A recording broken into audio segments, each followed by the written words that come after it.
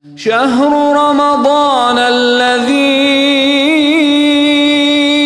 أنزل فيه القرآن.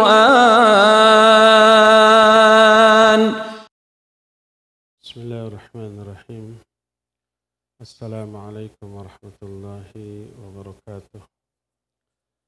الحمد لله والصلاة والسلام على رسول الله وعلى آله وأصحابه ومواله. Waba'd.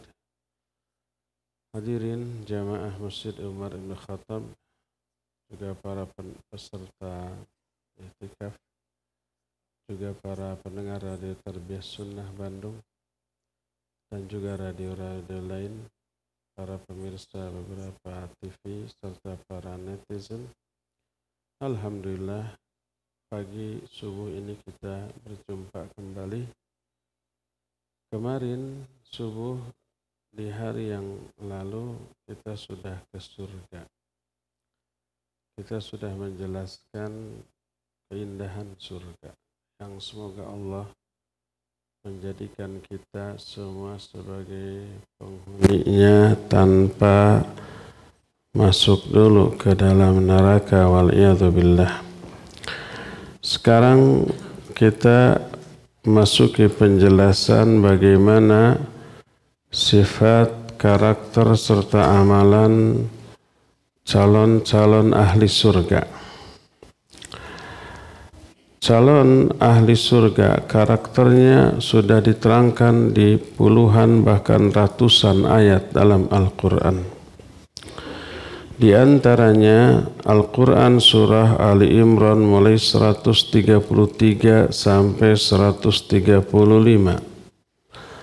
Allah berfirman, "Wasari'u ila maghfiratin min rabbikum wa jannatin 'arduha as-samawati wal ard u'iddat lil muttaqin alladzina yunfiquna fis sarra'i wad dharra والكاظمين الغيظ والعافين عن الناس والله يحب المحسنين والذين إذا فعلوا فاحشة أو ظلموا أنفسهم ذكروا الله فاستغفروا لذنوبهم ومن يغفر الذنوب إلا الله ولم يصروا على ما فعلوا وهم يعلمون."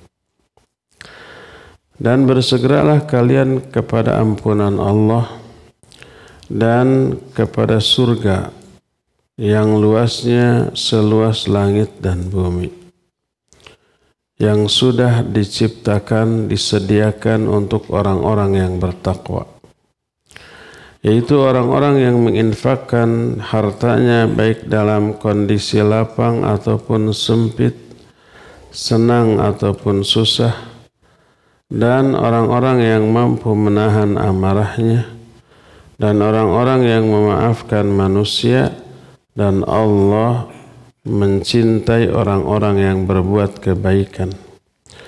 Dan orang-orang yang apabila mereka berbuat keji atau zalim kepada diri mereka sendiri, mereka cepat ingat kepada Allah dan minta ampun atas dosa-dosa mereka. Karena tidak ada yang mengampuni dosa kecuali Allah, dan mereka tidak terus-menerus di atas dosa yang mereka lakukan padahal mereka mengetahuinya. Inilah ayat yang menerangkan beberapa sifat, karakter, amalan calon ahli surga. Apa saja yang menjadi sifat calon ahli surga?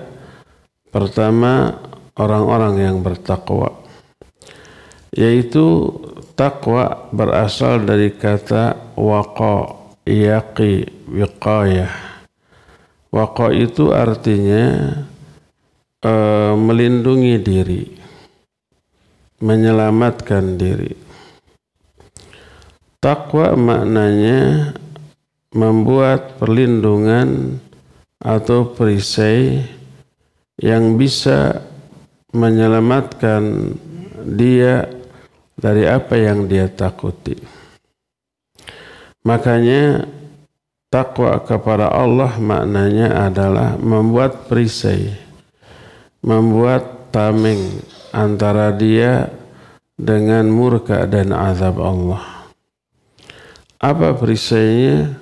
Apa tamengnya? Bukan besi, bukan benda yang ada di dunia, mustahil bisa melindungi siapapun dari azab Allah. Tapi bentengnya itu adalah ketaatan dia kepada Allah, melaksanakan seluruh perintah, menjauhi semua larangannya. Itulah tamengnya. Sebab hanya ketaatan yang bisa menyelamatkan seseorang dari murka dan azab Allah Subhanahu wa ta'ala.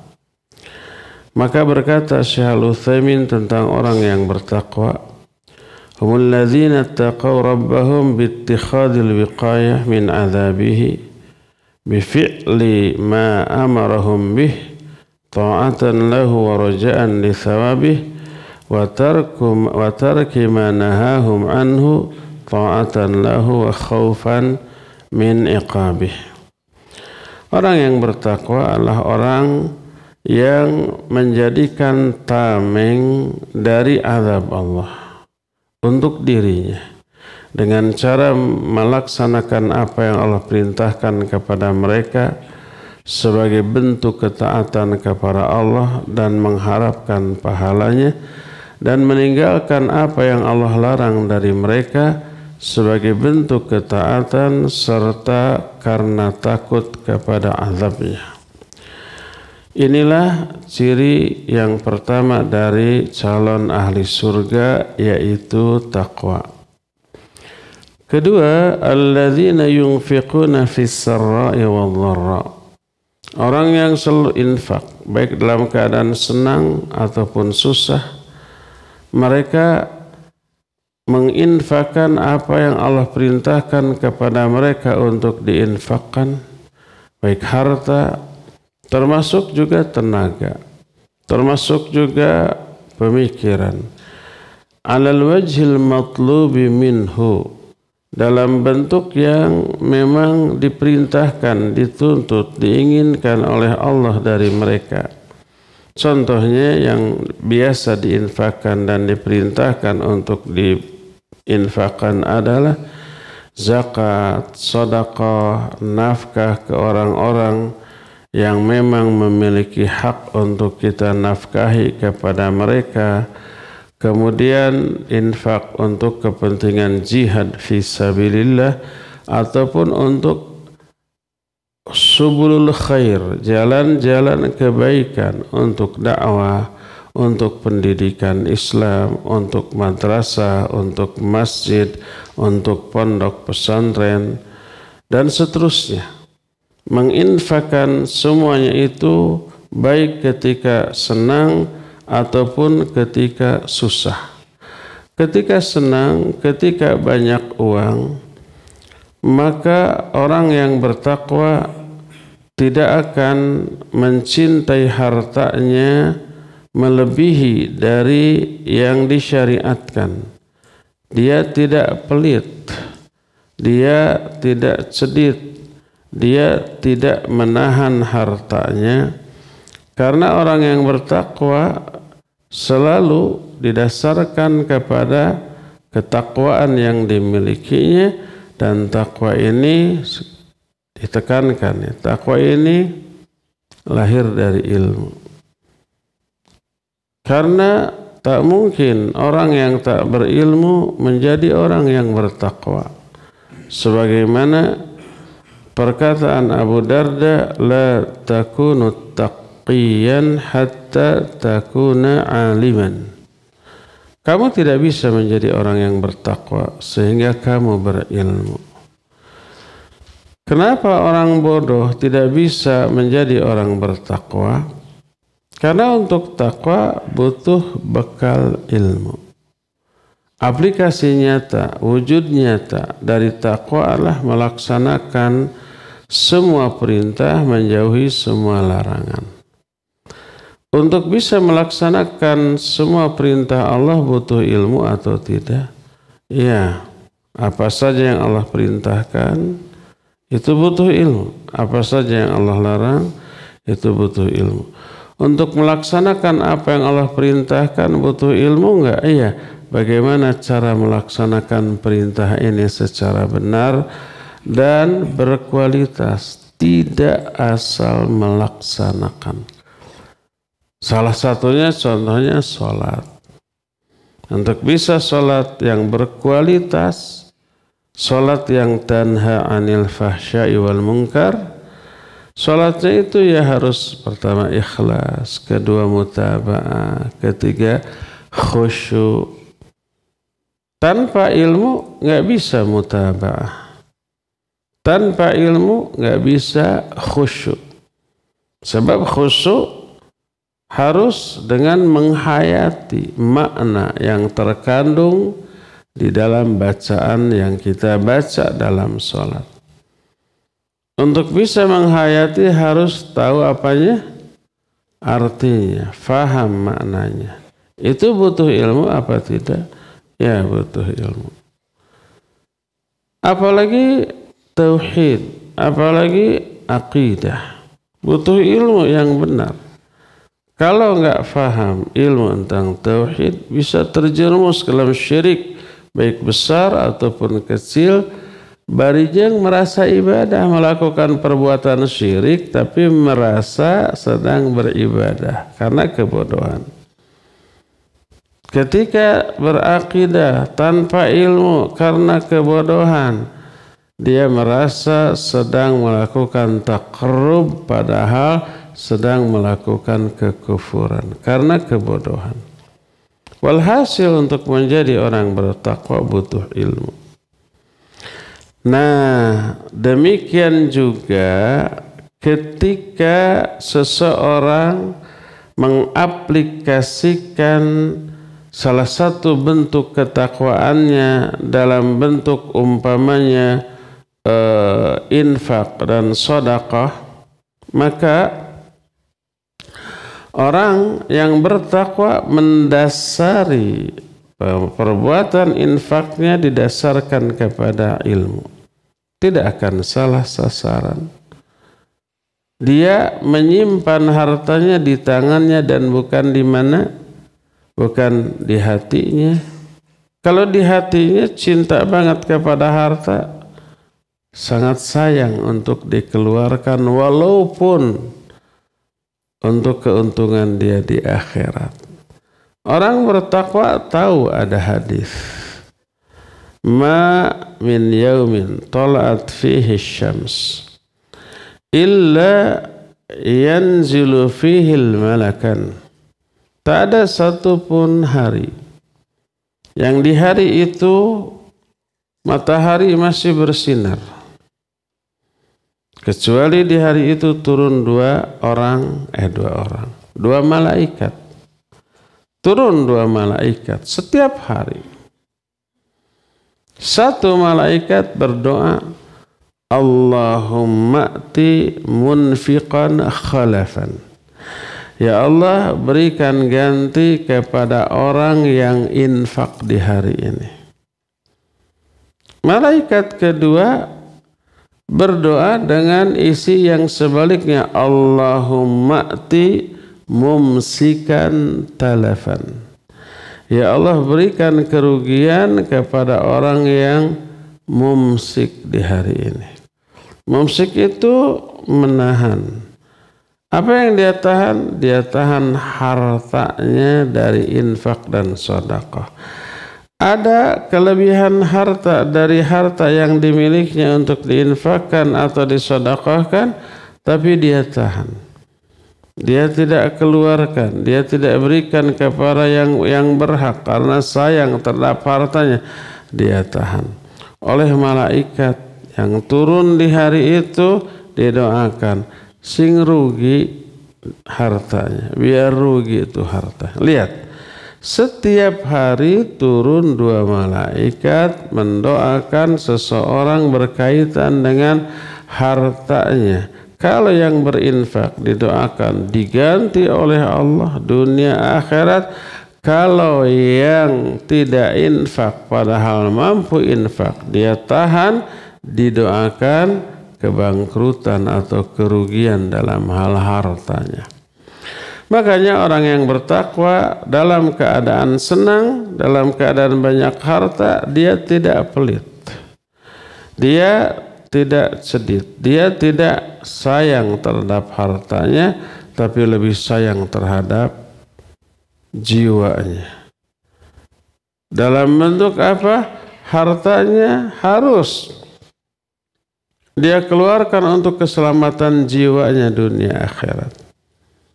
Kalau tidak dikeluarkan, jiwanya terancam dengan bahaya murka dan azab Allah Subhanahu wa ta'ala. Mending harta, mending jiwa, mending keselamatan jiwa. Harta bisa dicari. Bahkan kita mencari harta untuk kemaslahatan jiwa kita dunia dan akhirat. Kita sakit demi kepentingan jiwa kita, kita keluarkan harta untuk berobat. Walaupun mahal, walaupun jutaan, walaupun harus menjual sebagian aset, demi keselamatan jiwa dia keluarkan hartanya. Itu baru di dunia. Bagaimana di akhirat? Orang jiwanya terancam, mau nggak menebus keselamatan jiwanya dengan harta? Harus mau. Dengan cara itu hartanya diinfakkan, disedekahkan, dikeluarkan zakatnya, dipakai tu tulung kanu butuh, tatalang kanu susah, meremaweh kapa pada manusia, selamat dia dari azab Allah, murka Allah di akhirat. Ketika orang yang bertakwa berada dalam kesempitan, dalam kesusahan, dia tetap berinfak. Alladzina yunfiquna fis sarra'i wad-dharra. Para sahabat yang fakir, yang miskin zaman baheula mula, itu ketika ketika mereka itu mendengar betapa pikabitaannya pahala dari infak dan sedekah, disuruh oleh Nabi SAW infak dan sedekah. Orang fakir, orang miskin, ahlus suffah. Ahlus suffah itu bahasa kita nama gelandangan. Tidak punya tempat tinggal, tidak punya keluarga. Di mana mereka tinggal? Di emperan masjid. Suffah. Disebut ahlus suffah. Ketika mereka mendengar keutamaan infak dan sedekah, mereka pergi ke pasar. Lalu kuli, manggul barang ini, manggul barang itu, gitu ya. Dapat upah, dapat buruh. Ketika keringat masih bercucuran, dapat infak dari hasil buruhnya, langsung kepada Nabi SAW, ini infak saya. Setelah itu kembali ke masjid. Mereka itu tidak menyulitkan orang dengan cara meminta-minta, mengharapkan belas kasihan orang, tidak. Mereka tetap infak. Walaupun mereka dalam keadaan sempit. Itulah orang-orang yang bertakwa. Dan itu karakter atau sifat yang kedua dari calon ahli surga. Ketiga, wal kadhiminal ghaidha. Orang yang bertakwa, orang yang mampu menahan amarahnya. Amarahnya tidak dilampiaskan. Walaupun dia mampu untuk melampiaskannya. Dan inilah yang oleh Rasul SAW disebut dengan sebutan orang yang kuat, orang yang jagoan. Orang yang kuat, orang yang jagoan adalah bukan orang yang kuat dan jagoan dalam hal gulat, dalam hal berantem berkelahi, tapi allazi yamliku nafsahu indal ghadab. Orang yang mampu menahan amarahnya ketika dia marah. Tidak dilampiaskan walaupun dia ini mampu melampiaskannya. Seorang sahabat datang, "Ya Rasulullah, ausini." Wahai Rasulullah, beri wasiat kepada saya. Kemudian Nabi menyatakan, "La taghdab." Jangan kamu marah. Lalu ditanya lagi, lalu apa wasiat berikutnya? Beliau tetap, "La taghdab." Jangan marah. Ditanya, lalu wasiat apa lagi? La taghdab. 3 kali. Kekeh, minta wasiat lain, tetap itu. Kenapa? Salah satunya adalah karena mampu menahan amarah, termasuk salah satu wujud nyata dari ketakwaan. Alladzina wal kadhiminal ghaidha. Orang-orang takwa adalah orang yang mampu menahan amarahnya. Keempat, wal afina anin nas. Dia suka memaafkan manusia yang bersalah dan zalim kepada dirinya. Dia tidak melampiaskan dendam kepada orang yang jahat kepadanya sekalipun dia mampu. Makanya berkata Aisyah radhiyallahu anha dalam hadis sahih riwayat Imam Bukhari dalam kitab sahihnya, "Man taqama Rasul sallallahu alaihi wasallam li nafsihi." Rasul sallallahu alaihi wasallam itu tidak pernah dendam untuk kepentingan dirinya sendiri. Kalau diri pribadinya itu dihina, beliau tidak dendam. Dizalimi, tidak dendam. Kecuali apabila ada hukum Allah yang dilanggar, maka beliau membalas karena Allah Azza wa Jalla. Adapun kalau dirinya enggak, biarkan saja. Bagaimana sih kiat agar kiatnya kiat bahasa Indonesia bukan bahasa Sunda. Agar ketika orang zalim kepada kita tidak dendam. Jangankan tidak dendam lah. Tidak sakit hati. Tidak ngelus dada gitu ya. Selama ini orang mau membalas tapi tidak bisa, nangis atau greget atau mendoakan keburukan, kan gitu ya. Bagaimana caranya agar ketika dihina orang, dizalimi orang, digibahi orang, difitnah orang, diapa-apakan orang, kita bisa tersenyum tulus, senang dan bahagia. Pertama, yakini bahwa hal itu baik untuk kita, enggak buruk.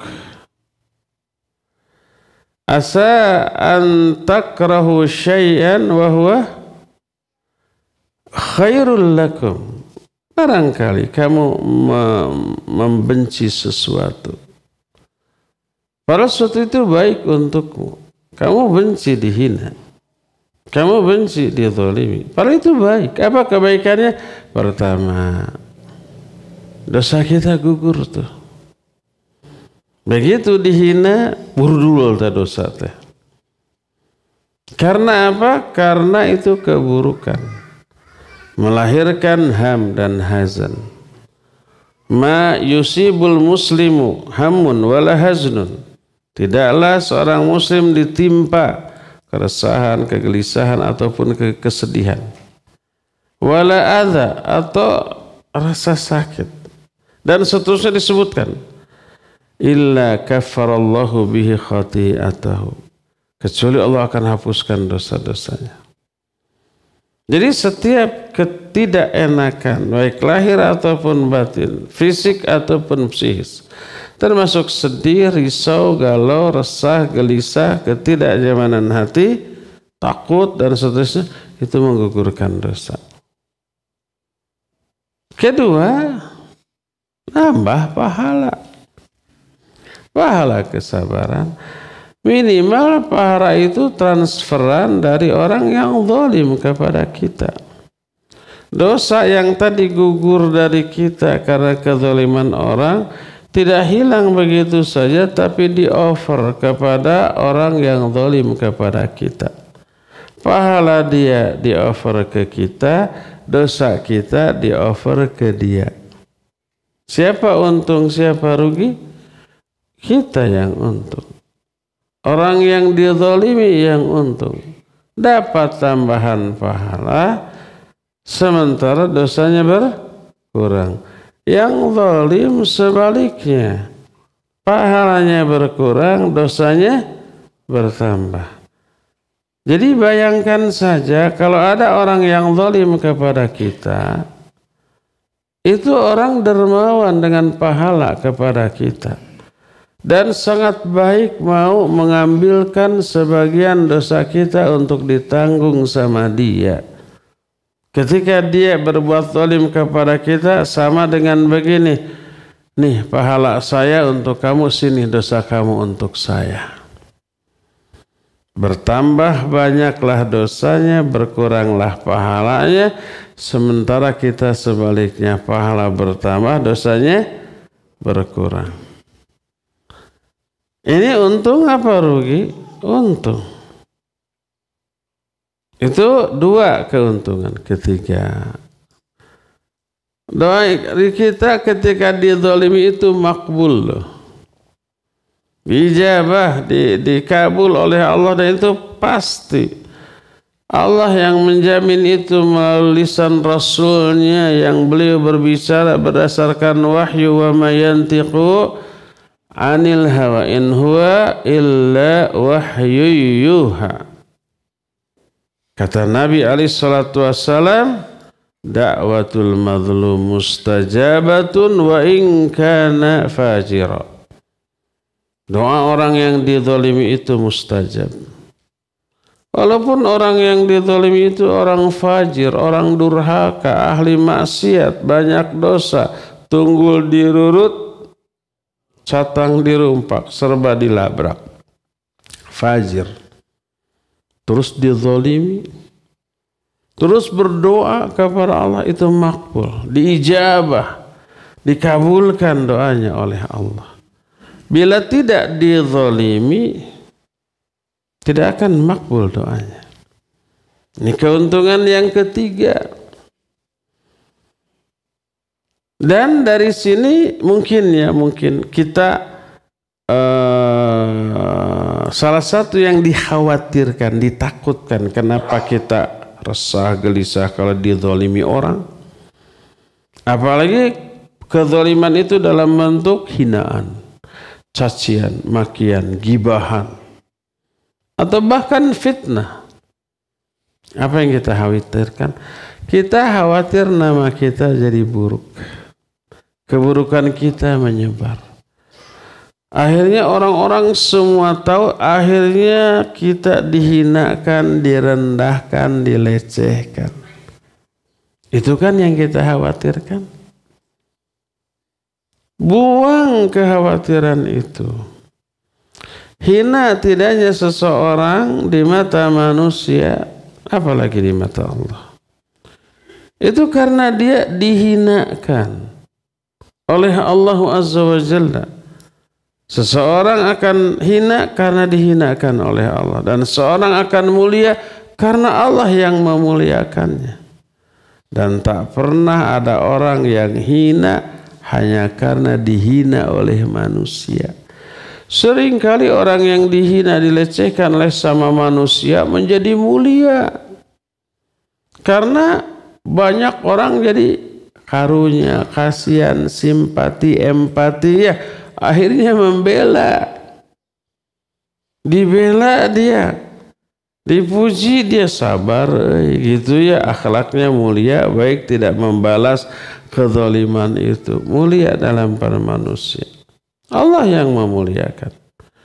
Mulia tidaknya seorang bukan karena dimuliakan atau dihinakan oleh sama manusia, tapi oleh Allah. Allah menyatakan, wa tu'izzu man tasha'u wa tudhillu man tasha'. Ya Allah, tu'izzu man tasha', engkau memuliakan orang-orang yang engkau kehendaki.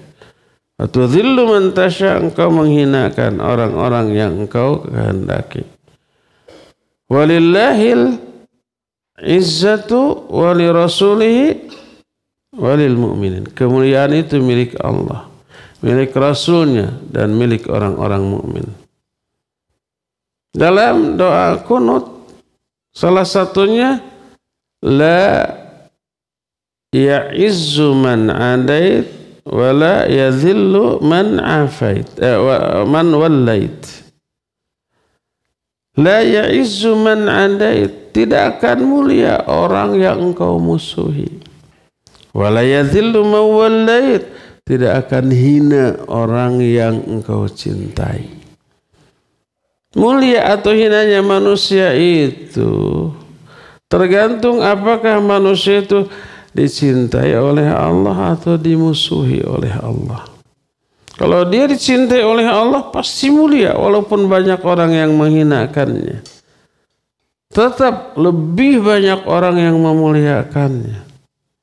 Kalau dia dicintai oleh Allah Azza wa Jalla. Sebaliknya kalau seseorang dimurkai oleh Allah, dibenci, dimusuhi oleh Allah karena dosanya, karena kemaksiatannya, dia akan hina sekalipun jutaan orang mendukungnya.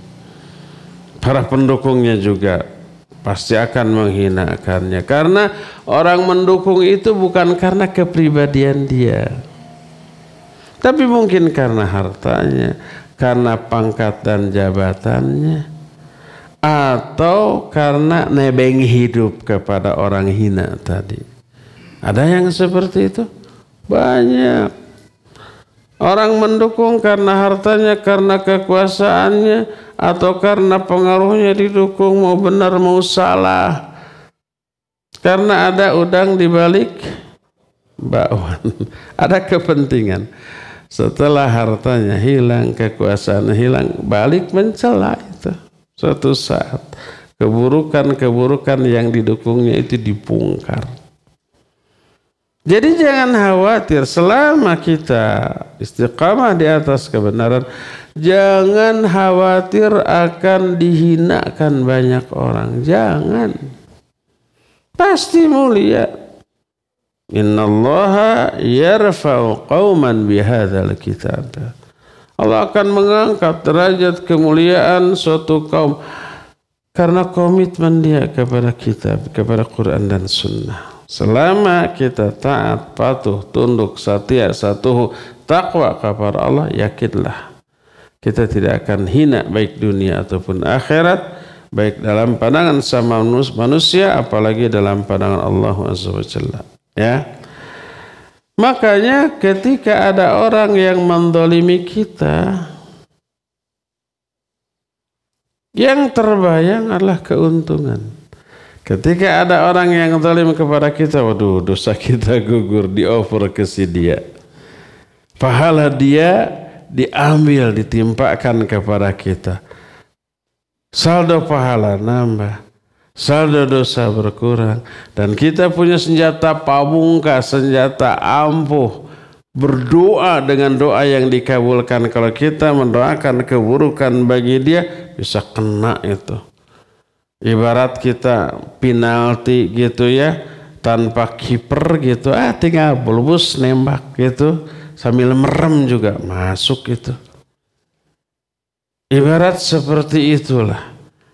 Ibarat target yang sudah dikunci sama sniper gitu ya, sudah tinggal mejit sambil perem, ceker, kena itu. Itulah keampuhan doa orang yang dizolimi bagi orang yang menzoliminya.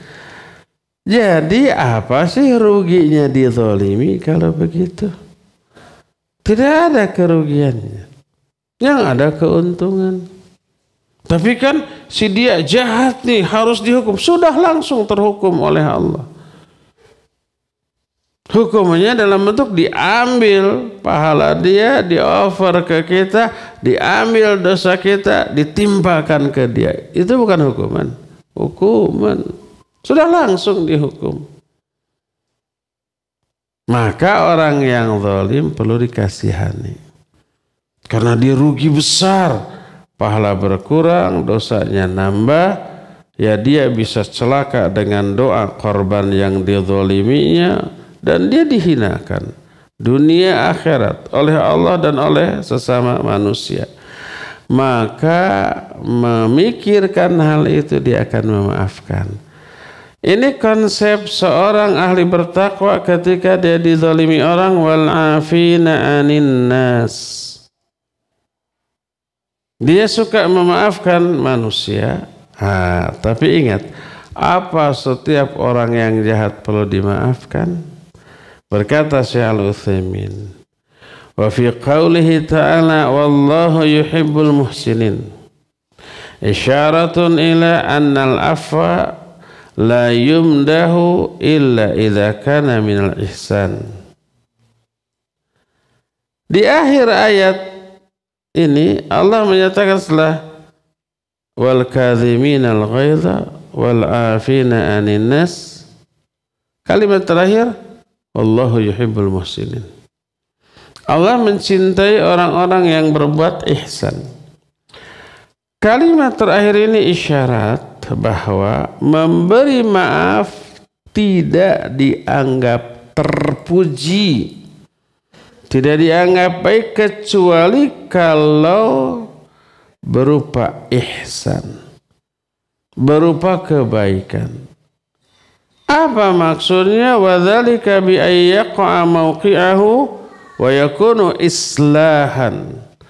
Kalau memberi maaf ini tepat sasaran kepada orang yang tepat di momen yang tepat sehingga menjadi maslahat.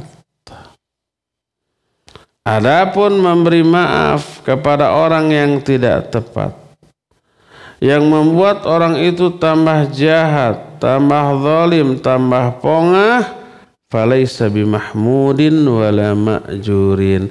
Maka memberi maaf itu tidak terpuji dan tidak memperoleh pahala. Tidak mamduh, tidak ma'jur. Contoh, orang jahat ke kita, kita maafkan. Tambah jahat.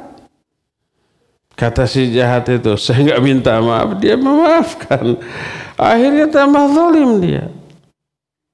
Akhirnya tambah jahat dia. Ada nggak karakter orang seperti itu? Iya, ada. Jangan diberi maaf. Karena Allah selalu mengaitkan memberi maaf dengan maslahat, baru dapat pahala. Sebagaimana firman Allah dalam surah Asy-Syura ayat 40, "Faman 'afa wa aslaha fa ajruhu 'ala Allah." Siapa yang memberi maaf dan maslahat, pemberian maaf itu maslahat, pahalanya tanggungan Allah. Allah akan ngasih pahala kepada dia. Tapi kalau memberi maaf madarat, tidak maslahat, jangan dimaafkan. Memaafkannya tidak maslahat dan tidak berpahala. Apalagi umpamanya orang berbuat salah, kita ingatkan, kita tegur, malah ngeyel di atas kesalahannya. Ada yang kayak gitu? Ada. Jangan dimaafkan. Makanya Syekh Al-Utsaimin menyatakan kalau umpamanya ada anak muda ugal-ugalan di jalan, pakai motor atau pakai mobil, zigzag, membahayakan orang, jeger, nyerempet mobil kita, jangan dimaafkan dia. Kalau dimaafkan ya sudahlah, namanya juga musibah. Siapa sih yang ingin musibah? Kamu juga yang nabrak pasti nggak ingin kan? Iya Pak, udah dimaafkan. Dia gitu-gitu lagi nanti, nggak kapok. Dia menyatakan saya sering nabrak tapi nggak pernah dimarahi apalagi dituntut. Akhirnya terus-terusan begitu. Tak mustahil suatu saat bisa menelan korban jiwa, nabrak sampai mati. Makanya jangan maafkan, tuntut dia agar kapok. Laporkan ke polisi, suruh ganti kerusakan. Bila perlu dipidanakan, dia akan kapok. Nanti setelah urusan beres dia akan hati-hati. Karena takut terkena sanksi berat. Maka jangan dimaafkan, karena maafkannya tidak maslahat dan menghukumnya maslahat. Saya pernah punya pengalaman. Suatu saat saya dari sini tuh ke Bandung pakai angkot Janari, tahu Janari itu apa ya? dini hari gitu, sekitar jam 2-an. Dah dulu mah ya dulu, waktu saya masih awal-awal nikah di sini, nikah ke orang sini, jadi sampai sekarang di sini. Jam 1 itu elf dari Cililin itu masuk ke sini, terus ngambil penumpang, balik lagi gitu. Jadi kalau jam 1 malam mau ke Bandung nggak perlu ke jalan kaki, cukup di depan rumah nanti ada elf yang lewat. Orang-orang tua di sini pasti tahu. Sekarang mah nggak ada, karena hampir setiap orang punya motor ya namanya. Saya jam 1 atau jam 2 dari sini ke Bandung pakai elf sampai Ciroyom. Dari Ciroyom pakai angkot menuju Cicahem. Masih malam jam 2-an gitu. Sama angkot, supir angkot saya ada di depan. Pas di perempatan di tengah kota, lampu merah. Dalam keadaan sepi. Berhenti itu mah. Nggak ada mobil lewat. Tapi dia berhenti. Saya kagum ke supir angkot, kan barang langka supir angkot kayak gitu ya. Tengah malam lampu merah sepi tapi nggak ditabrak. Biasanya mah angkot siang-siang padat juga lampu merah terus jeger we ditabrak, lampu merahnya bukan mobilnya. Setelah hijau baru pergi lagi. Saya kagum, akan luar biasa. Ini lampu walaupun merah, walaupun kosong, nggak ada mobil, nggak ada motor, tetap disiplin. Salut. Hijau baru. Apa dia bilang? Saya kapok. Nyebutnya ke saya. Saya nyebut dia Akang, dia nyebut A. Saya pernah di penjara 5 tahun. Ya gara-gara apa? Ngangkot juga malam-malam gitu, narik sayur di perempatan malam-malam, tidak ada lampu merah. Malam-malam ini kosong, nyemprung tadi rem. No, ternyata motor lewat, ceger sampai mati itu motor. Bukan motornya, orangnya sampai mati orang itu. Saya ditangkap polisi, di penjara 5 tahun.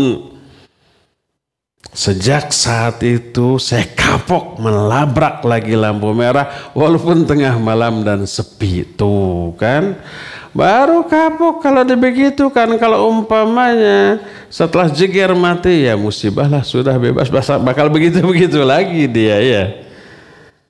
Tidak memberi maaf kepada orang seperti itu demi memberi efek jera adalah maslahat. Jadi memberi maaf dikaitkan, diqayyid, dibatasi dengan maslahat atau tidak. Kalau memberi maaf adalah maslahat, beri maaf. Kalau madarat, jangan diberi maaf. Tapi tuntut dia di muka hakim agar dia kapok jera, tidak mengulangi lagi kezalimannya. Inilah karakter yang keempat dari orang-orang yang bertakwa. Kelima, alladzina idza fa'alu fahishatan aw zalamu anfusahum dzakarullaha fastaghfaru lidzunubihim. Ciri yang kelima dari calon ahli surga adalah orang-orang yang apabila mereka melakukan perbuatan fahisyah. Fahisyah itu keji. Aw zalamu anfusahum, atau menzalimi diri mereka sendiri. Dua-duanya dosa besar ini. Fahisyah dosa besar, zalim kepada diri sendiri juga dosa besar. Mereka cepat ingat kepada Allah, ingat kepada murka dan azabnya, lalu minta ampun atas dosa-dosanya. Dari sini kita mengetahui orang takwa ahli surga bukan orang yang maksum dari dosa. Tak ada yang maksum selain Nabi SAW. Para sahabat banyak melakukan dosa, bahkan dosa besar. Orang bertakwa bukan orang yang tidak pernah berbuat salah, enggak. Atau bukan orang yang hanya melakukan dosa-dosa kecil, enggak. Tapi dosa besar, ini ayat. Alladzina idza fa'alu fahishatan aw dzalamu anfusahum, ini dosa besar. Cuma bedanya ahli maksiat mah setelah berdosa besar teh cuek, har-harbai. Apa har-harbai? Hare-hare baik, cuek tadi. Orang bertakwa mah setelah melakukan dosa teh tobat. Orang ahli maksiat setelah melakukan dosa besar cari pembenaran, cari alasan, cari justifikasi, cari alasan-alasan yang membenarkan kesalahan yang dilakukannya. Pas ditegur orang ngebantah tuh, malah marah umpamanya ketika kesalahannya itu diingatkan. Orang itu masuk ke dalam jebakan setan laknatullahi alaih. Imam Ibnu Katsir rahimahullah ketika menafsirkan ayat ini, beliau menukil satu riwayat. Nabi alaihi salatu wasallam bersabda, qala iblis, telah berkata iblis, ahlaktun nas bidzunub wa ahlakuni bila ilaha illallah wal istighfar. Aku akan binasakan manusia dengan dosa. Digoda agar manusia itu banyak melakukan dosa, kan nanti dia binasa dengan azab. Wa ahlakuni bila ilaha illallah wal istighfar.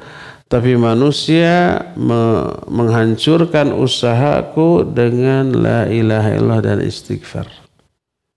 Jadi setelah manusia berdosa, lalu dia la ilaha illallah, istighfar, taubat, minta ampun. Dosanya diampuni dan dia dapat pahala, kan?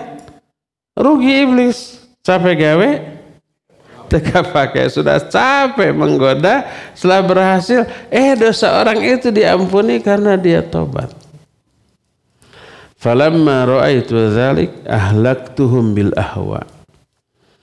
Ketika aku melihat demikian, maka aku binasakan manusia dengan hawa nafsu. Fayahsabuna annahum minal muhtadin. Aku bisikan tuh ke dalam hatinya. Argumentasi setelah dia berbuat dosa, setelah dia berbuat salah, aku bisikan argumentasi. Sehingga dia menyangka wa yahsabuna annahum minal muhtadin, dia menyangka bahwa dirinya orang yang memperoleh petunjuk. Tidak salah, tidak keliru. Makanya kalau merasa tidak salah atas dosa yang dilakukannya, dia tidak akan tobat. Tobat dari apa? Nggak salah kok, kan gitu ya. Akhirnya berargumentasi itu. Jadi orang yang melakukan kesalahan lalu diingatkan, ngeyel, bahkan ngambek, itu orang kena jebakan setan laknatullahi alaih. Orang bertakwa mah tidak begitu. Alladzina idza fa'alu fahishatan aw dzalamu anfusahum dzakarullah. Cepat ingat kepada Allah, ingat azabnya, lalu minta ampun atas dosanya. Walam yusirru ala ma fa'alu. Mereka tidak ngeyel di atas dosanya, tidak terus menerus di atas dosanya. Ya, sampai sini dulu kita. Sekarang setelah dulu jeda, setelah menyetel jeda kita langsung tanya jawab. Wassallallahu ala nabiyina Muhammadin wa ala alihi wasallam. Mangga. Alirkan pahala saum Ramadan untuk bekal akhirat kita. Kirim donasi iftar dan sahur saum Ramadan 1443 Hijriah ke rekening BSI kode 451-777-87-14760 atas nama Yayasan Tarbiyah Sunnah. Sekali lagi di nomor rekening BSI kode 451-777-871470 atas nama Yayasan Tarbiyah Sunnah. Semoga pahala berlimpah tercurah kepada kita yang sungguh-sungguh beribadah di bulan Ramadan, khususnya memperbanyak sedekah di bulan yang penuh berkah. Amin. Sedekah di rumah? Kenapa tidak? Kini hadir solusi untuk sedekah setiap hari. Di rumah, atau tempat usaha Anda. Dengan program Kenceleng YTS. Dapatkan Kenceleng gratis dengan menghubungi nomor WhatsApp 0813 1000 1476. Pilih jenis Kencelengnya. Insya Allah, Kenceleng siap diantar atau bisa diambil di kantor YTS Jalan Jurang nomor 86 Bandung. Setiap 3 bulan atau jika penuh, insya Allah Kenceleng siap dijemput. Dengan Kenceleng YTS, bersedekah jadi mudah. Bersedekah di rumah saja.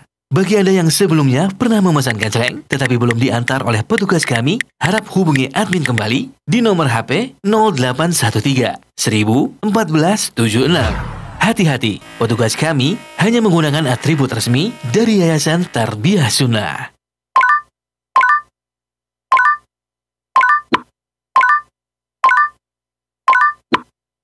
Alirkan pahala saum Ramadan untuk bekal akhirat kita. Kirim donasi iftar dan sahur saum Ramadan 1443 Hijriah ke rekening BSI kode 451 777 87 14760 atas nama Yayasan Tarbiyah Sunnah. Sekali lagi di nomor rekening BSI kode 451 777 87 14760 atas nama Yayasan Tarbiyah Sunnah. Semoga pahala berlimpah tercurah kepada kita yang sungguh-sungguh beribadah di bulan Ramadan, khususnya memperbanyak sedekah di bulan yang penuh berkah. Amin. Syahrul Ramadan alladzi unzila fihi al-Qur'an.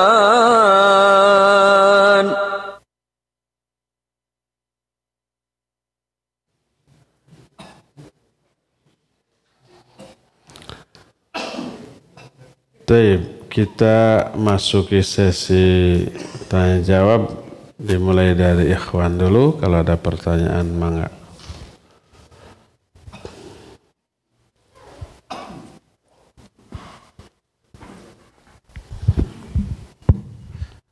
Bismillahirrahmanirrahim. Assalamualaikum warahmatullahi wabarakatuh. Waalaikumsalam warahmatullahi wabarakatuh. Begini Ustadz, ketika kita mendapatkan ujian dengan COVID kemarin, di masyarakat ternyata banyak orang yang menantang takdir Allah.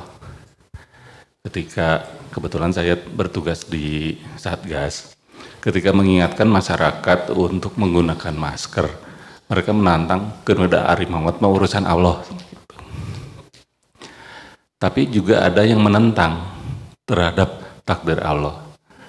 Ketika mereka mendapatkan kesulitan dengan adanya COVID itu dikeluarkan dari tempat pekerjaannya atau lain-lainnya, mereka menentangnya dengan merekayasa hidupnya. Artinya ada yang membuat kejahatan, kezaliman dan lain-lain. Jadi ada yang menantang, ada yang menentang. Tapi kemudian ada juga yang ketiga, ada orang yang rajin sholatnya, rajin sholat sunat, artinya puasanya juga puasa Daud, tapi dia sangat hati-hati, tidak mau melaksanakan, tidak takut akan dosa, akhirnya tidak melakukan apa-apa, bekerja pun tidak, bergaul pun tidak, bahkan menikah pun tidak sampai usia lanjut, karena kekhawatiran itu, takut berbuat dosa dan takut berbuat kesalahan terhadap orang lain. Terhadap tiga sikap itu seperti apa kita harus berbuat? Syukron, jazakallah. Assalamualaikum warahmatullahi wabarakatuh. Waalaikumsalam warahmatullahi wabarakatuh. Iya, barakallahu fiik.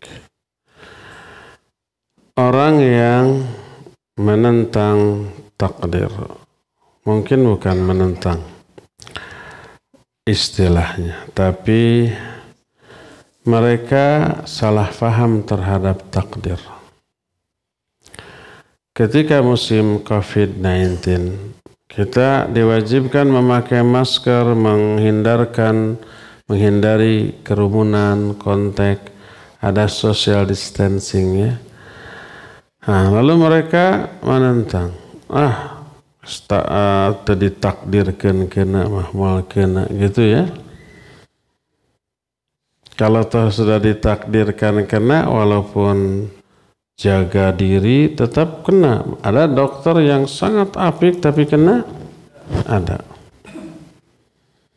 Lalu mereka menyatakan nggak perlu social distancing, nggak perlu pakai masker. Kumaha takdir. Itu karena salah faham terhadap takdir. Adanya takdir tidak berarti kita pasrah. Karena Nabi SAW juga ketika ditanya oleh para sahabat bahwa kita semua sudah ditakdirkan, kata para sahabat, Allah natakila ya Rasulullah, tidakkah kita bersandar saja kepada takdir ini ya Rasulullah? Apa kata Nabi SAW? La i'malu fakullun muyassarun lima khuliqalahu. Enggak boleh bersandar, tapi berusahalah, beramallah. Jadi tetap harus ada ikhtiar. Salah satu ikhtiarnya menghindari apapun yang bisa membahayakan kita. Makanya ketika di zaman Nabi SAW sudah ada wabah yang mudah menular, namanya ta'un. Namanya ya ta'un. Jazam namanya. Apa kata Nabi SAW? Beliau menyatakan firra minal majdum firaraka minal asad. Lari kamu, menjauh kamu, hindarkan oleh kamu penyakit wabah ini. Lari sejauh-jauhnya. Seperti kamu lari menjauhi singa. Kalau umpamanya di masjid ini ada singa, berani gak kita masuk untuk sholat, untuk ngaji? Nggak berani. Padahal singa bisa dilawan? Bisa, tembak saja mati. Oleh tentara atau polisi yang berhak gitu. Kalau kita mah yang nembak singa malah kena lampu. Atau nggak bisa jenah atau disada ini. Si orang yang terkunci. Biar ahlinya polisi atau ABRI yang sudah terlatih. Bisa mati singa. Virus mah tidak bisa dilawan. Ya, mana virus? Tewakan. Emangnya nyamuk dikeprak-keprak begini. Yang harus dilakukan lari menghindar. Makanya di zaman kaum muslimin zaman-zaman awal setelah Nabi wafat, begitu merebak penyakit ta'un, para ulama menganjurkan kepada ulil amri untuk menutup masjid-masjid. Ditutup beberapa masjid di Andalusia, di Spanyol. Di Mekah, Madinah pernah ditutup? Enggak, karena ta'un nggak bisa masuk Mekah, Madinah. Jangan sampai salah menerapkan. Di zaman Nabi juga ada ta'un, nggak pernah itu masjid ditutup. Ya iya, ada ta'un tidak pernah masuk Mekah, Madinah. Allah menjaga Mekah, Madinah dari beberapa hal. Pertama dari Dajjal, ya. Yang kedua termasuk dari apa? Ta'un. Adapun COVID-19, virus corona, bisa masuk. Dan bukan ta'un, bukan Dajjal. Ada nggak di Mekah, di Madinah yang kena COVID-19? Ada banyak, sampai yang meninggal pun banyak. Masuk sana. Wajib dihindari, ya. Nabi SAW menyatakan firra minal majdum firaraka minal asad. Hadis sahih riwayat Imam Muslim. Lari kamu dari wabah. Hindari dengan cara apapun menurut ahli dari karakter virus tersebut. Dan para ahli menyatakan ya harus ada jarak dengan orang lain, jangan bersentuhan, jangan bersalaman, jangan cipika-cipiki. Tapi walaupun jaga jarak masih bisa loncat itu si virus. Pakai masker. Itu para ahlinya. Cara menghindarinya. Ya. Ini ikhtiar menjauhi bahaya diwajibkan. Allah menyatakan wala tulqu biaidikum ila tahlukah. Jangan kamu jerumuskan dirimu ke dalam kebinasan. Kalau secara real, secara realita, secara medis, secara empiris, sesuatu itu membahayakan kita, bukti banyak, hasil riset penelitian juga menyatakan demikian. Itu berbahaya bagi kita, wajib kita hindari. Kalau tidak menghindarinya berarti kita menjerumuskan diri ke dalam kebinasan, dan itu dilarang oleh ayat wala tulqu biaidikum ila tahlukah. Nah, seperti COVID-19 kemarin jelas bahayanya. Para ahli dokter semuanya menyatakan ya virus ini ada dan berbahaya. Korbannya sudah jutaan di seluruh dunia. Disebut pandemi karena menyerang seluruh manusia di seluruh dunia. Ada yang menyatakan hanya berdasarkan dhon dan dugaan. Ini mah rekayasa. Ini mah konspirasi. Ini mah perbuatan orang kafir yang menyebarkannya. Kita katakan, anggap, ya benar. Tapi virus itu nyata, benar disebarkan oleh orang kafir dan berhasil ya. Banyak korbannya, termasuk orang kafir sendiri. Ada yang mati. Apakah korban dari COVID-19 hanya kaum muslimin? Tidak. Orang kafir, orang ateis, orang musyrik juga kena. Ada. Anggap saja ini betul rekayasa. Ini betul konspirasi. Saya termasuk yang menduga kuat begitu. Tapi ini rekayasa dan konspirasi yang berhasil. Virus ini real, nyata. Makanya kan sering ada pengumuman nanti bulan anu akan meningkat gitu ya. Nanti bulan anu akan menurun lagi gitu kan. Ada pengumuman begitu? Memang sudah diatur ya. Bulan anu disebar lagi, lebih banyak lagi. Bulan anu jangan dulu, tahan, biarkan tersisa kemarin. Saya kemarin bilang di awal atau pertengahan bulan Maret saya dapat berita, baca artikel WHO mengumumkan bahwa pandemi akan berakhir di akhir bulan Maret. Itu menunjukkan mereka tidak akan lagi menyebar virus di akhir Maret. Makanya dari akhir Maret sampai sekarang kan menurun ya, tinggal sisa-sisa ya. Yang semoga benar-benar berakhir, semoga mereka nggak merubah pikiran lagi nih. Semoga nggak mendengar omongan saya. Nah, ada ustadz yang ngomongin sebar lagi ya, bisa gitu. Nah, andai ini betul rekayasa dan konspirasi, ini yang berhasil. Virus itu benar ada dan disebarkan, korbannya nyata. Banyak. Ada saudara kita, kawan dekat kita yang meninggal karena COVID? Ya. Ada enggak saudara kita, tetangga kita yang terkena COVID menderita walaupun selamat? Ya, di sini ada banyak. Mantan-mantan alumninya ada. Saya alhamdulillah tidak kena Delta, tapi kena Omikron kemarin. 10 hari di penjara. Di penjara. Di apa namanya? Di karantina. Mengarantina sendiri, isoman sendiri. Kata dokter nggak perlu ke rumah sakit, udah isoman, nih obatnya, nih apa namanya. Makanya walaupun kena Omikron kemarin saya jalan-jalan di kota Bandung tuh. Tapi menghindari orang, tetap di masker, nggak mau menularkan gitu ya.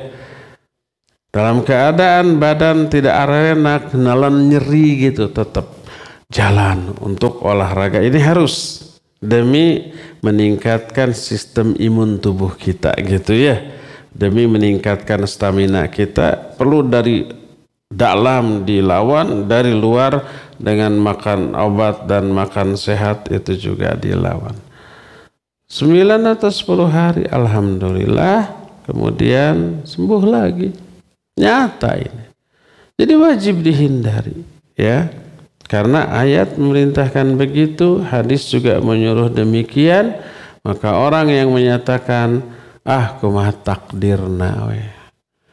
Akhirnya karena salah faham terhadap takdir, dia terkena. Atau mungkin saja tidak terkena, ya tuh saya mada yakin ke takdir, jadi berdesakan juga nggak kena. Ya mungkin sistem imunnya kuat. Jadi tidak, atau OTG, orang tanpa gejala, mungkin ada virus itu dalam diri, tapi karena kuat sistem imun tubuhnya nggak ada gejala, ya. Itu yang pertama, itu salah faham terhadap takdir, salah mengantisipasi, akhirnya bertolak belakang dengan ayat, bertolak belakang dengan hadis. Nabi SAW aja menyuruh memisahkan antara unta yang sakit dengan unta yang sehat, agar yang sehat ini tidak terjangkit. Itu unta loh, apalagi orang, ya. Harus dipisah antara si sakit dengan si sehat. Kedua apa? Orang itu menentang takdir yang diterima, jadi merekayasa.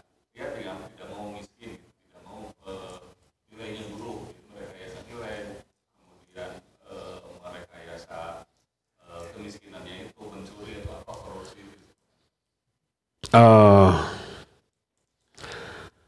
Seseorang tidak mau miskin, tidak mau sakit, tidak mau nilainya buruk, akhirnya ayah dangdut. Akhirnya merekayasa nilai. Apa bisa gitu nilai direkayasa? Nyogok gurunya gitu.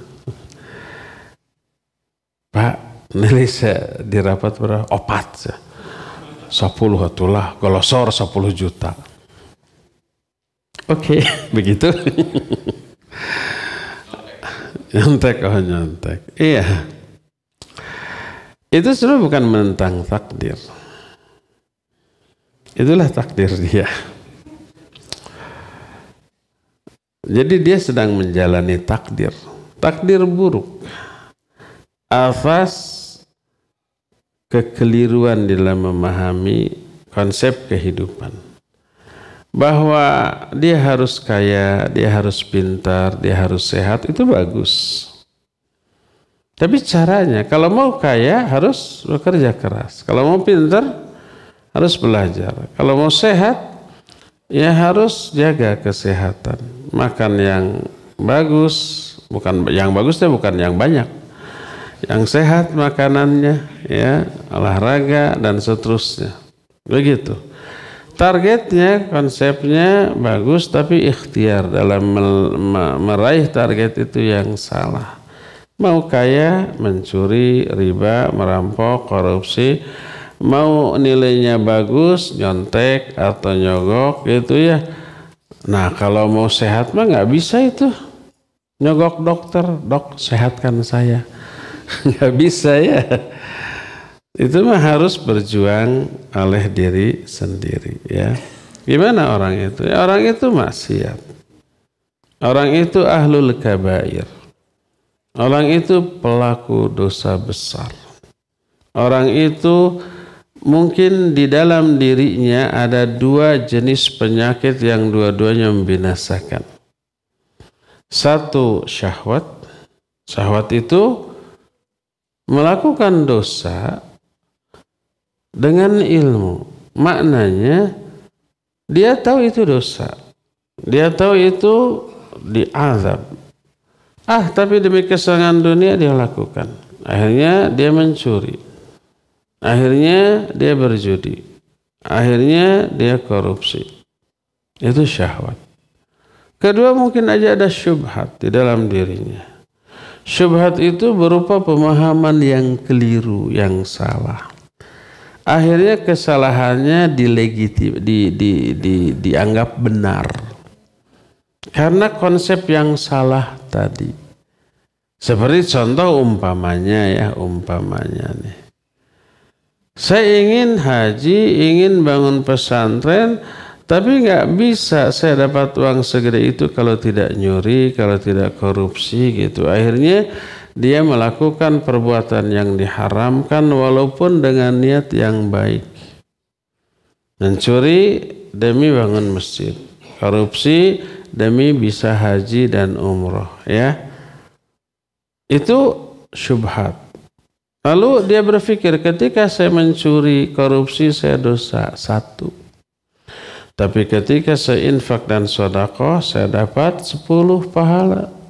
Masih untung Dalam satu tindak kejahatan, satu pencurian, dosa 1, pahala 10, untung 9. 10 kali mencuri, untung 90.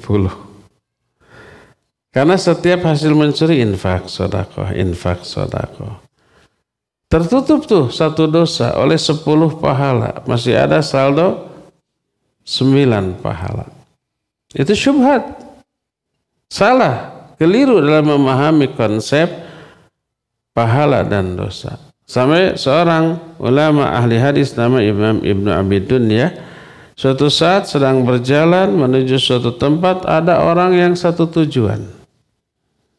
Dia kagum kepada orang ini. Ngomongnya Quran, sunnah. Akhirnya berjalan bersama, ada teman karena setujuan. Di tengah jalan berpapasan dengan seorang anak yang lagi nyunyuhun wadah. Nyuhun itu meletakkan wadah di atas kepala. Dan di sana ada buah, apel. Sambil lewat, orang itu nyolong 1, dimasukkan ke sakunya. Karereta, kok Imam Ibnu Abi Dunya karereta, terlirik tuh, sepintas. Kayak nyuri nih orang. Tapi masa orang yang berbicara Quran Sunnah terus nyuri gitu. Dia akhirnya mendustakan penglihatan. Saya salah lihat. Kamu suudzon. Berjalan lagi. Di suatu tempat ketemu dengan peminta-minta. Yang orang kelaparan. Orang tadi mengeluarkan apel yang diambilnya diberikan. Nyata sekarang mata dia nyolong gitu ya. Ditegur. Limadza sadaqta? Kenapa kamu mencuri? Dia bilang bala. Ya, saya mencuri. Tapi ketika saya mencuri saya dosa 1, dan ketika saya menginfakannya saya dapat pahala 10. Lalu dikutip ayat man ja'a bil hasanah falahu asyru amsalihha. Siapa orang yang melakukan satu kebaikan dapat 10 pahala. Man ja'a bis sayyi'ah wala yujza illa mithlaha. Siapa yang melakukan keburukan dia tidak akan dibalas kecuali hanya 1 yang semisal. Jadi saya dapat untuk 9 pahala. Dibantah, kamu keliru, kamu salah. Ketika kamu nyuri, kamu dapat 1 dosa, dan ketika kamu menginfakkan hasil curianmu, kamu nggak dapat apa-apa. Infakmu ditolak. Karena Allah menyatakan innallaha thayyibun la yaqbalu illa thayyibah. Allah itu maha baik dan tidak akan menerima amalan kecuali yang baik-baik. Allah nggak akan menerima amal sedekah infak dari hasil mencuri. Ditolak, tetap kamu dapat dosa. Jadi syubhat al-ghayah la tubarrirul wasilah. Ini kaidah ilmu usul fiqh. Tujuan tidak menghalalkan segala cara. Tujuan baik, caranya harus baik. Ya, kalau tujuan baik, caranya buruk, tetap berdosa karena yang dinilai adalah cara. Tujuan membangun masjid, pesantren, menyantuni fakir miskin, bagus. Caranya jangan mencuri, jangan korupsi. Ya, seperti itu. Wallahu a'lam bishawab. Yang terakhir apa? Saking takutnya berbuat dosa, dia nyelempor dia di rumah. Kerjanya sholat, zikir, berdoa, baca Quran, nikah tidak, gaul tidak, thalabul ilmi tidak, berdakwah tidak. Tidaknya berdakwah bagus dia. Karena pasti tidak berilmu. Kalau tidak berilmu dakwah, wah gawat. Orang bodoh dakwah, ya rusak. Lebih banyak merusaknya daripada memperbaikinya. Dalam segala hal tuh. Orang bodoh ikut campur kepada suatu urusan yang dia nggak paham urusan itu, disebutnya lauk buruk. Milu mijah, lebih banyak merusak daripada memperbaiki. Coba ya, kita punya anak kecil usia 6 tahun. Ibunya nyuci. Anak kecil mau membantu, "Ma, saya juga ikut nyuci." Dah kalah Kang Ari ribu atunya. Ini sabunnya, ya. Sabunnya 1 bungkus 1 kilo, bruk, dipakai nyuci 1 baju. Aduh, ngebudak gitu. Bersih tidak? Tidak bersih. Ngahamur-hamur sabun, ngahamur-hamur cai, bikin WC jadi leur, banjir, bersih henteu. Ngebantu bukan? Bukan, ngaririweuh. Kalau mau membantu orang yang nggak tahu, cukup menjauh saja dari pekerjaannya, itu membantu. Lihat ibunya ngepel, masa juga ikut ngepel, sohok atuh. Diambil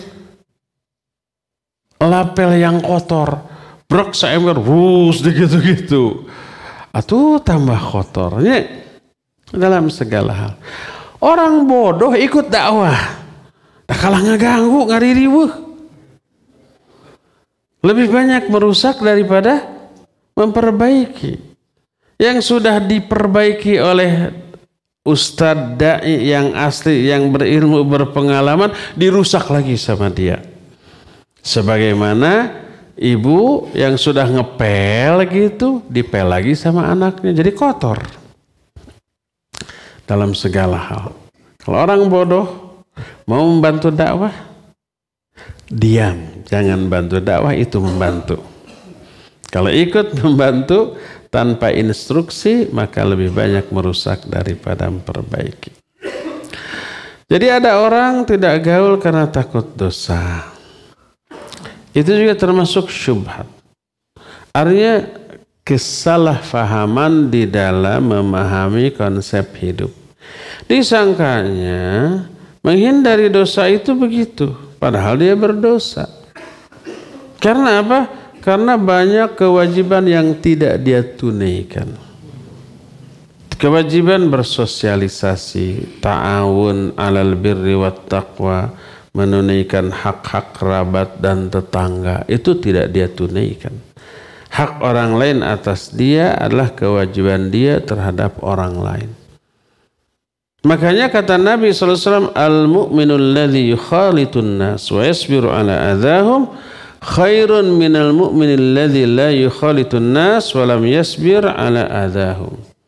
Seorang mukmin yang bergaul, berinteraksi dengan manusia dan sabar dalam menahan gangguan godaan mereka jauh lebih baik daripada seorang mukmin yang tidak gaul dengan manusia dan tidak sabar menghadapi godaan manusia. Ya, itu sama dengan begini. Kalau ucing-ucingan dia ngokok, itu nggak ada terjemahannya. Kalau pemain bola, dia hanya di zonanya, ya diem saja. Ada yang ngoper dia nendang, tidak ada yang ngoper diem we atuh. Pemain yang kayak gitu dipertahankan oleh pelatih, langsung ditendang. Pulang kamu, dipecat langsung dari daftar pemain. Jadi bukan begitu menjadi seorang mukmin. Dia harus berinteraksi. Orang lain punya hak atas kita. Dia harus belajar ilmu. Dia harus menyebarkan ilmu. Dia harus berbuat baik kepada kerabat tetangga. Dia harus silaturahmi. Dia harus berbuat ihsan. Nanti ada interaksi yang berupa gangguan yang menyebabkan mungkin dia terjerumus ke dalam dosa. Ya mungkin.